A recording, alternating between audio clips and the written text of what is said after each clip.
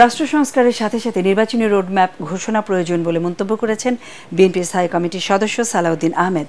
কক্সবাজারে পুড়িয়ে দেয়া বিএনপি কার্যালয় পরিদর্শন শেষে সাংবাদিকদের তিনি বলেন, ছাত্র জনতার নজিরবিহীন বিজয়কে অর্থবহ করতে হবে, তবেই দেশের মানুষ বুঝতে পারবে চলমান সংস্কার কার্যক্রম একটি গণতান্ত্রিক পন্থায় হচ্ছে।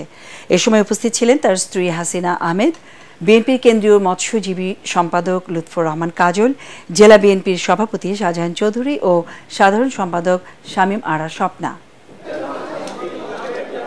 প্রকৃত গণতান্ত্রিক রাষ্ট্র বিনির্মাণের জন্য আমরা অঙ্গীকারাবদ্ধ এবং সারা জাতির বিপ্লবোত্তর যে আকাঙ্ক্ষা, যে আশা, যে অভিপ্রায় সৃষ্টি হয়েছে সেটা পরিপূরণের দায়িত্ব বাংলাদেশের সকল গণতন্ত্রকামী মানুষের।